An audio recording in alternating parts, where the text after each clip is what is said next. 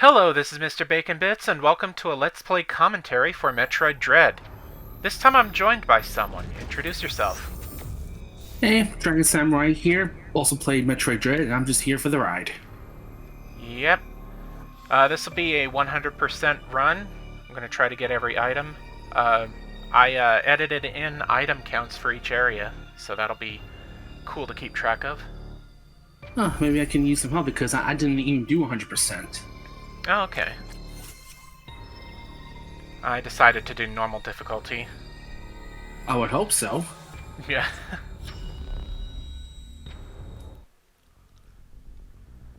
This game, oh boy. Yeah. Been waiting so long for a sequel to Fusion. And in case you forgot what Metroids are or what happened in Fusion, well, the game gives you a nice recap. Yep. So you don't really need to play the previous games, but... Yeah, well, then again, Metroid never really was that heavy in story. Yeah, that's true. Unless you want to count the mangas. Possibly. Other M is kind of heavy on story, but that's a different thing. Yeah, but remember when the X-Parasites were a thing? Yeah. Good thing they're all taken care of, right? Yeah, all Samus in her classic Super Metroid look. I almost forgot that how how that looked. Yeah. Nice attention to detail that they put there. Shows Mercury seemed really put their heart into making this and Samus Returns. Yeah. And speaking of Samus Returns, this game actually follows up from some hidden plot threads that were teased in that game. Oh yeah, that's right. But also, since now Samus has Metroid DNA, you could literally call it Metroid, and it's now true. Yeah. Oh, look at that! SAX has hair. Oh my god. Yeah. After And of playing course, this game, I'm actually like really curious to see how they would remake Fusion. that would be awesome, actually. Yeah, because apparently that was what Mercury Steam wanted to do before Nintendo had them do Samus Returns and then this game. But oh no, the X are still out there. Yeah. And the Federation getting messages from Anonymous. Yeah. Oh no, not that one.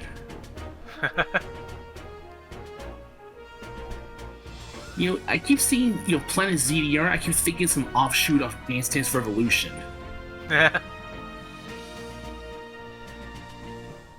And here we got the Emmys that they've been teasing like in all the trailers. Yeah. And interestingly enough, it has that logo for Excellion Star Corporation on the corner. The future of the Umbrella Corporation. Yeah. I wonder if that's exactly what they're going for. I hope not, because I don't want space zombies. Of course, because Samus is the only one who could actually handle the X without being, assimilated. It's up to her to go find out what the hell's going on. Yep. And ZDR kind of, if you look at it, kind of looks like Jupiter tilted on its side. Oh, yeah. That sounds like it was done through a text-to-voice option. Well, fun fact, the guy, what's the director's name for this game? Yoshio Sakamoto? Yeah, fun fact, he also helped make Tomodachi Life. Oh, okay. Yeah, So that game used like a... This is kind of like similar. Okay. And here, Adam telling Samus, like, don't do it, the risk is too great, the reward's not worth it. Samus like, fuck that, I'm going in. Yeah. And I was like, okay, fine, just make sure you don't damage too much. Yeah. And, but now we're seeing Samus's armor, which looks quite different compared to how she looks at Fusion. What are your thoughts on that? I think they're like really leaning into that whole like organic suit thing, and like it's slowly growing back to its normal shape. And Samus, you're already done fucked up. Just Yeah. landed. It's like, her pose lying down like that is like that character from Dragon Ball Z that we're making a meme out of. Yeah. Like Yamcha. Mhm. Yeah, but back to the suit. I mean, it was kind of strange to me at first, but over time, I kind of like it. Kind of grew on me. Yeah. I actually really like Elevator leads to the back gravity of the suit factory color. facility. Signal quality is never low. Oh, yeah, which reminds me, as you get the suit upgrades, like parts of the suit, like kind of grow back. You can see it. Yeah. Bottom. That way. Like even her shoulders get bigger and bigger. That's like the Metroid Prime 1 levels are big. Yeah. Yeah, but I remember they were showing this from the trailer. Yeah. Fun little thing I noticed while playing through the game, you can actually see the elevator that Samus takes to the very bottom in the background. Right. Oh yeah, so this is what everyone was like flipping out. It's like, oh my god, a live Chozo. Oh no, why Bird attacks Samus? Bad Bird. Yeah. But I do like the choreography of this scene. It's really nice. Yeah. As you can see, Samus actually starts with her shit. Look at that, she has the plasma beam at the start. Yeah. Fortunately, he's doing nothing. Yeah. I noticed that the cutscene actually kind of mirrors the final battle and how to avoid some of his attacks. Yeah, but good luck trying to remember that. Yeah, considering it'll be like several hours from now. Right. And here, this is once again the trailer showing this, and you're wondering what the hell's going on. Why is he attacking her? And then why is he suddenly start freaking out right about here? Yeah. And of Yeah. course, you're not gonna find out until you play. Yeah. Okay, so now we're back at the start. Now she has nothing. She's in her blue suit. She's checking herself out. And it's like, oh, okay, I'm still alive. I'm still kicking. Yeah. Oh, that also reminds me, you heard of Boundary Break, right? Yeah. Yeah, they did a segment on this game showing the game from all different angles. Oh wait, I already showed you that. Yeah. Sure. Well, anyway, now we begin. It's kind of like Samus Returns. You start with some energy. You actually start with missiles. Yeah. And I And you can freaking slide. Yeah, I absolutely love how smooth the controls are in this game. Yeah, it took me a while to I guess get used to controls, but once I got into it, I just like how smooth it is. You're running from here to there, you're sliding through things, you're climbing up. It's kind of like Super Metroid on steroids. Yeah. Like the maps are huge too, but the speed and fluidity that Samus moves in just makes backtracking kind of like a non-issue. Yeah, pretty much. And here, this is kind of like the navigation rooms from Fusion. Yeah.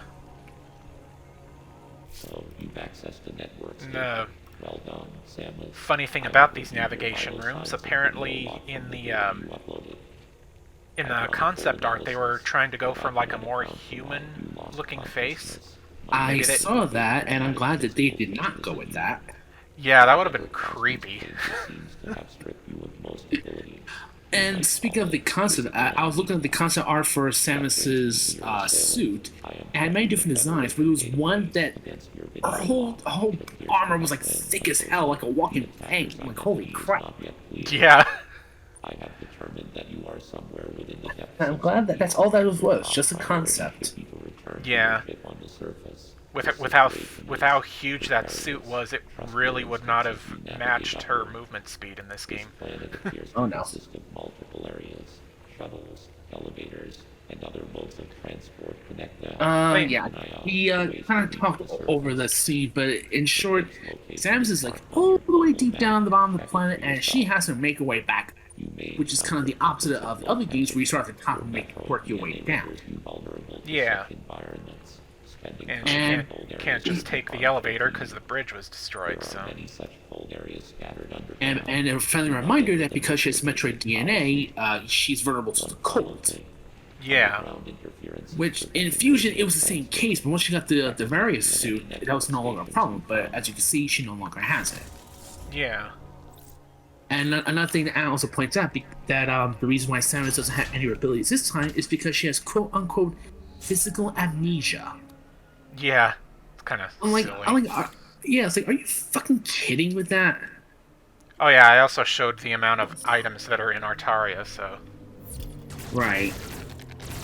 I don't know if it was this... Oh, and this is where they're going to show you how to parry, which is from Samus Returns, but I feel here it works so much better. Oh yeah. Yeah, and Samus Returns... Yeah, not only it's not only more refined, you can also do while you're running, so you can pretty much attack on the enemies. And Yeah. I also like that you don't have to do parries, but unlike Returns, where you pretty much have to want to be able to kill stuff quickly, here you can pretty much not do it, but you can still kill things relatively fast. Yeah, that's what I liked about that. And then the game forces this on you, shows you that the map blinking means there's a hidden item nearby. Yeah, I like how they did that, rather than like in the older games where items were just indicated by a little dot. Yeah. Oh, so I guess that's 1 out of 22 missiles. Yeah. Just for Artaria. Right. And here we get to like one of the main mechanics of the game. Oh yeah.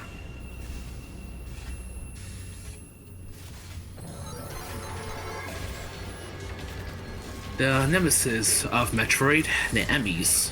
Yep. But this one has seen better days, but don't let that fool you because it can still kill you. Yeah. As I foolishly found out the first time. Same way for me. At least here, it actually shows you how to parry them, but don't think you can do it every single time at the exact same time, because when I noticed, the timing of when you could parry those things is randomized. Yeah. So your advice to me earlier about just spamming the parry button does not work. Yeah.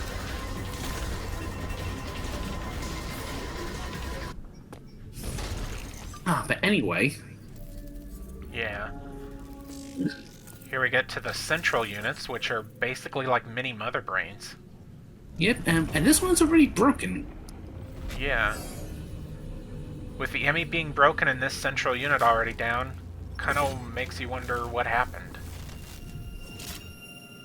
And here, this is where we get the Omega Cannon. Not the one from Hunters, but if it was, that would have been awesome. Yeah.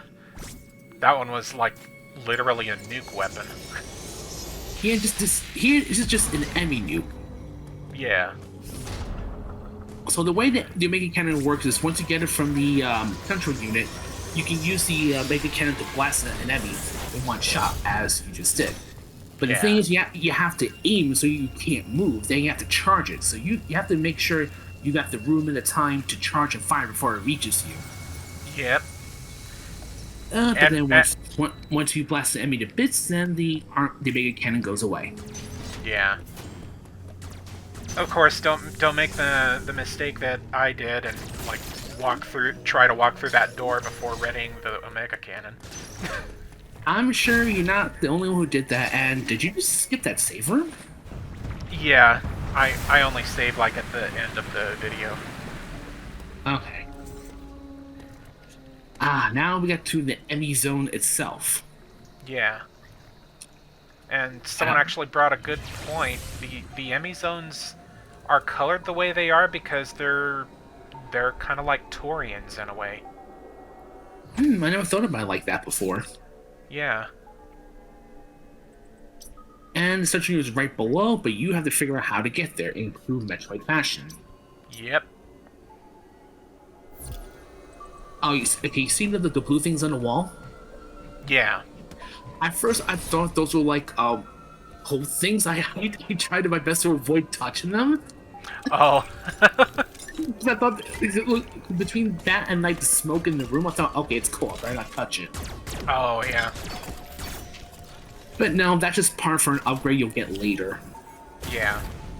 As Sam demonstrates, beams and missiles do not work, so just run like hell. Yeah. I've had a couple of close calls with with Emmys on this run.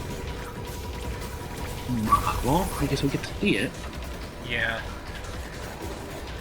And a helpful tip, when the enemy is in the area, it'll appear on the map as a red dot. Yeah. And I believe I forgot which directional button you press, but one of them, it will expand the mini-map if you want to get like a bigger like scope of the area. Yeah. I think it might be left on the D-pad, because right is used for a power later on. Right. Yeah, there's an invisible enemy in the background. Wonder what that's about. Well, I'm sure we'll find out. It kind of reminds me of the Nightmare of Fusion. You see in the background, but you don't get to see it directly until later. Yeah. But speaking of Fusion, when you think about it, Dread's kind of like Fusion 2.0. Yeah. And hey, I'm not complaining. Uploading data. Yeah. Alright, so Especially Adam, what do you got? because Were clearly trying to capture you. They may have been hacked. If so, it's reasonable to assume Oh, the no. enemy will be hostile. Yeah, I kinda gathered that. Detect vibrations in the air within a certain range. Essentially, they can hear you. Yeah, I mean, to be honest, the stealthing mechanics in Dread, it's not bad, but I think it could be a lot better. Yeah. Otherwise, Because the enemies can hear your movements, so after within a certain range they'll hear you, then they'll go to you. But because you're moving trying to get away, now they're basically tracking you down. So it's like you got to keep moving, you can't stop. You must leave Yeah. its range of pursuit. Evade the enemy, and it will disengage. This will also unseal the exits. An enemy never leaves its assigned zone. Their control system must permit them. First to operate playthrough, I only thought within this that was range. weird right here. I Like, if the estimate enemy were 99% sent to possibility ZDR, of death if an enemy captures you. why are they assigned to their There own may be a zones? very small opportunity I actually never really thought but about that. this window will be virtually Yeah. impossible. The enemy So yeah, are it does make you think. But I think once you get towards the end, they don't actually say it, but you can kind of guess why that is. Your highest Yeah. priority in an enemy We'll probably zone talk could about be that simply later. to survive. Right. Oh, here's another fun thing. Because the intro showing what happened with Fusion and all that. If you remember in Fusion, towards the end of the game, they were talking about how because Samus basically found out about the Metroid project and destroyed government property, that she's gonna be in big trouble. But in Dread, it's like everything's all hunky dory. They don't mention anything about that. Yeah. It's That's kind because- of weird. Well, that's because in the Japanese script of Fusion, it wasn't like the whole government doing the whole Metroid breeding program. It was just like a radical subsection of the Federation. Oh, yeah. So somehow that got lost in translation. Yeah. Which that might actually link up with, like, that Excellion Star Corporation thing. Exactly. Well, see, this is what I'm talking about. It hears you, and now it keeps hearing you because you keep moving around. Yeah. But you have to be fast here, because it'll try to cut you off. Obviously. And out of there. Well, no, right? They were throwing like water section at you this early. Yeah.